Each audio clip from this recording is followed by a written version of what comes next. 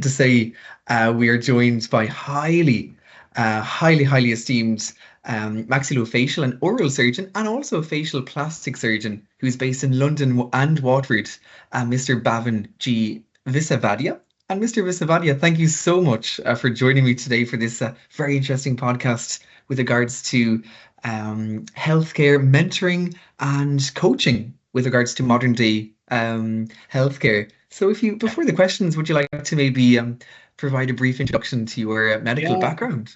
Thank you, Connor. Hi, I'm Bhavin Visavadia, and I've been a consultant now for almost 20 years in the field of oral and maxillofacial surgery, which is really surgery of the head and neck, the mouth, face, jaws, and it requires a real complex training pathway in dentistry to a very high level, postgraduate dentistry, and as well as then surgery, having done a medical degree. So it's double degrees and a lot of training, and then working very hard in my field, which is my specialist interest in head and neck cancer and reconstruction. Alongside that, of course, I've ended up working with lots and lots of really remarkable people, people who have been top of their field in surgery, in management, administration, both NHS and private hospitals, but most importantly, patients. And you realize that actually over the years, there are you learn a lot from the patients that you treat. And I managed to treat patients who unfortunately come to see me at some of the most biggest crises in their lives, which is a cancer diagnosis, and one that affects their speech, their swallowing, their function, and of course their aesthetics. So how they look and how they return to society are really important parameters to take into account, but most importantly, it's a threat to their life. So by having the diagnostic skills, a network of really good colleagues, and a team which is extremely well set up. When I started in all those years ago, we've managed to treat a huge volume of patients in Northwest London and the surrounding regions, as well as then guide them through these horrible diagnoses, through their treatment, which is remarkable, and then through their follow-up and rehabilitation. And it's when you reflect on the journey that you realize that patients have something which is tremendous and inspiring, and that's courage. And I think as a result of that, it's guided me to a real holistic approach of how we manage patients generally, how we manage our conversations generally, how we manage people. And so it falls nicely into the field of coaching and mentoring, which I realized were then, of course, a key passion of mine. And when you then extrapolate the lessons learned into your professional field and into wider relationships and networks, you realize actually that these are really key skills to learn from and to teach and to train others into. Absolutely, Mr. Visavadia, and thank you very, very much for that fantastic overview of your career so far. And it's fantastic to hear your passion with regards to this coaching and mentoring approach that you've mentioned, which leads us nicely to the first question then. And what are the key differences, would you say, between coaching and mentoring in a healthcare setting? And how do you contribute to their development? Yeah, thank you. I mean, so mentoring is really a catalyst. It's to bring about lasting, effective changes. It's to help the individual to progress and build their capability over a long term. So really relying on a mentor to be approachable, to have a skill set that someone's got a competency that's looked up to or admired, or that the mentee can feel they can learn from.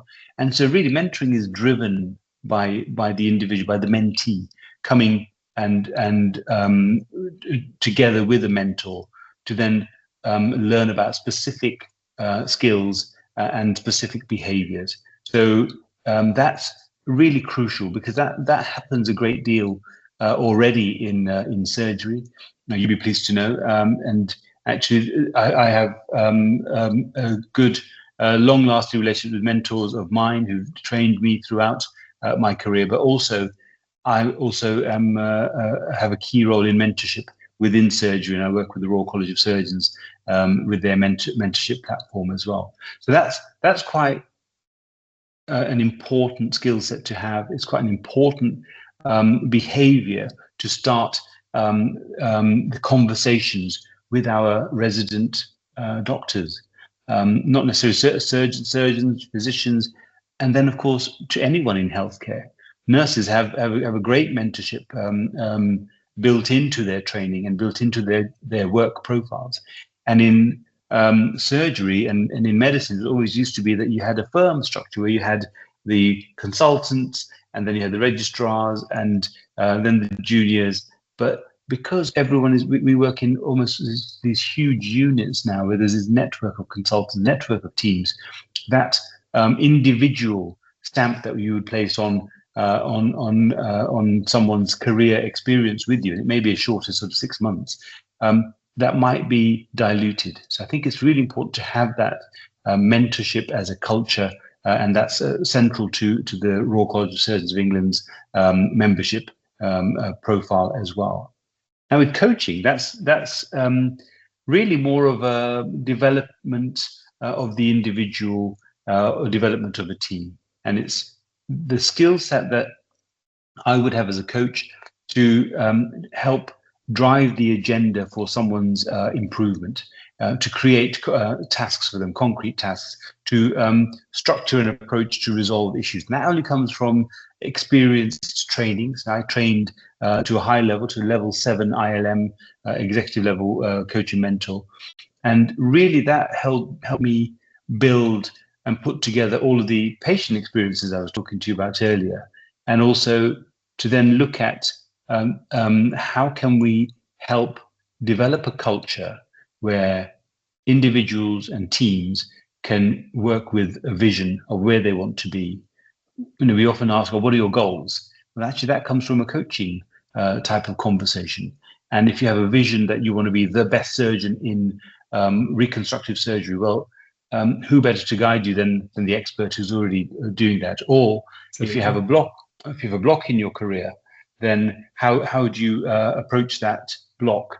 Why not ask someone who's experienced at helping maybe guide you through that? And with coaching, those solutions come from the individual, but guided by the coach. If you think of coaching in a sports setting, the best sportsmen and women, they would be nowhere without their coaches. It's an individual type, you know. So and yet when we talk about it in a healthcare setting, it's seen as often a bit we don't really quite get that.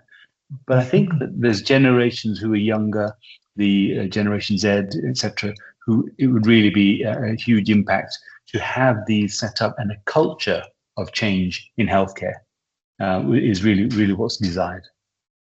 Oh, very fascinating, Mr. Visavadia, to mention the sports element as well, because it's so often thought about that sports management, sports coaching is the be all and end all, but in healthcare, it's actually just as important, like in anything. Yeah.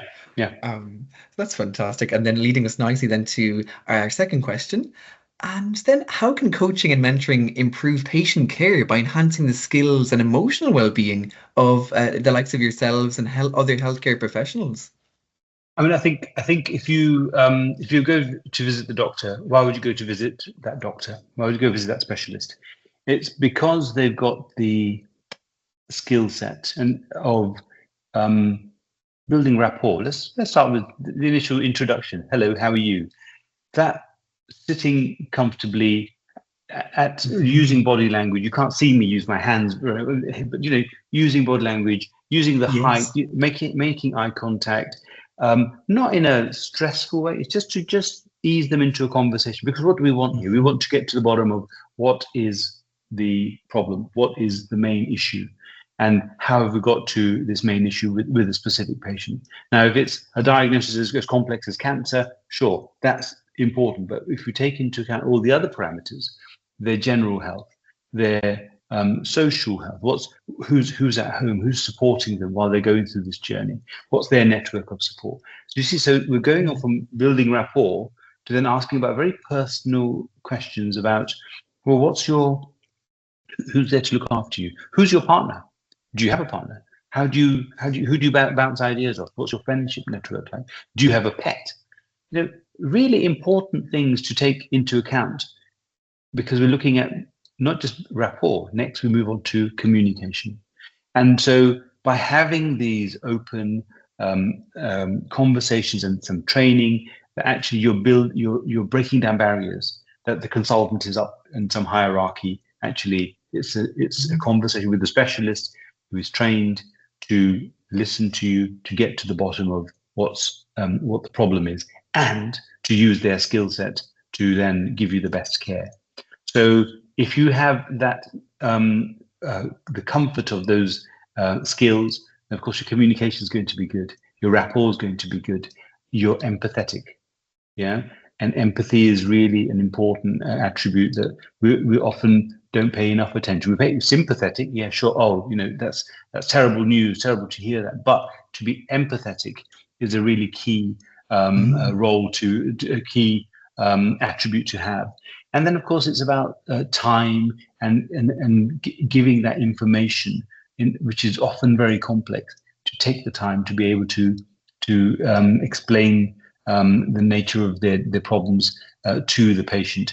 And often it's not just the patient, it's then the family. It's not just the family, it's their network. Absolutely. So then it's then having that skill set to be able to cope with that. So I hope that sort of answers that question, because it's about, I think, using what we do in our normal practicing lives, but also really paying attention to why we ask those questions. Why do we want to know that information as a specialist? It's because to genuinely show that we want to develop that rapport, have that good communication, and to deliver the best care. That's in a nutshell. Absolutely. It's so interesting to actually see this kind of psychological well-being, emotional well-being come into play here. Like the field of psychology can really have an important impact here as well for patients, which is fantastic, because it doesn't matter the field. It's a general emotional well-being focus, which is fantastic. And thank you very much, Mr. Visadia. That was a really good answer. And the next one then for you, what are the challenges then that healthcare organizations face when implementing coaching and mentoring programs? Yeah, so I mean, often this is a passion of mine. It's developed over many years, and also I've had training. And in order to do that, it's about time and money and resource. So can a busy NHS hospital afford to let their clinicians go off and be trained in these skill sets? Well, actually, I think they can, because it's about what's the return on investment for them embracing this. If you go into industry, then you've got this sort of resource, maybe financially available, maybe not, maybe it's a bit tight at the moment, but actually they recognize that by having the resource of coaching and mentoring available, they'll get the best of the individual. And when you have a team of 600 consultants in a hospital, how are you going to get the best of all of them?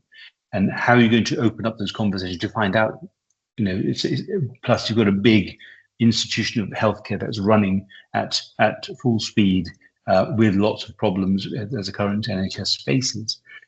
So I think it's about having management that interact with their clinicians, and I think that's a blessing where you have that.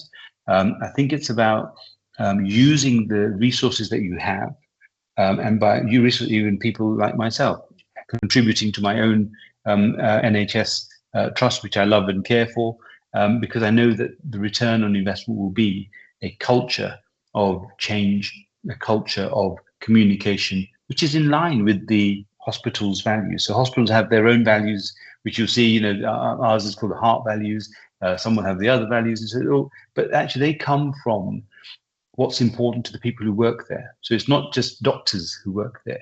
You've got all the support staff, all the nurses, down to catering and portering, and who all sign into and contribute to what the values of that institution are. Why? Because it's important. It's important to them. That's why they want to work there, because they believe that that's what the environment should be. So if you then align those values with a culture of then openness, a bit of safety, and then the values of improving communication. I mean, if someone said to you, well, I think you need to communicate more, well, I think that's quite right. There are always ways of communicating more and better. And why not? And I think that sort of filtering through breaks down barriers.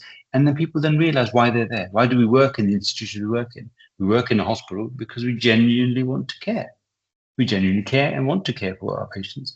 And it's usually our local hospital. So it's important because we will become users of that hospital. So there's a vested interest as well.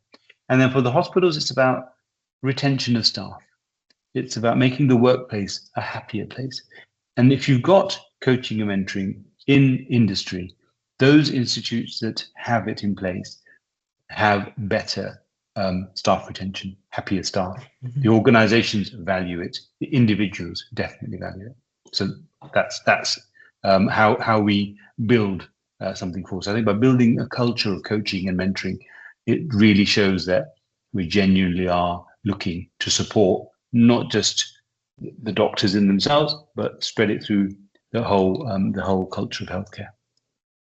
Fantastic, Mr. Visavadia. And that really touched on the following few questions, which were in terms of retention and the cultural importance as well. So you really brought it all nicely together there. And I just want to say thank you very much on behalf of Top Doctors. And for anybody who would like to find out more about yourself, or if you are looking for help from a maxillo-facial surgeon, plastic surgeon, in any way, and would like to find out more about mentoring and coaching, you can of course contact Mr. Visavadia via his Top Doctors profile. And Mr. Visavadia, thank you very much again for your time this afternoon.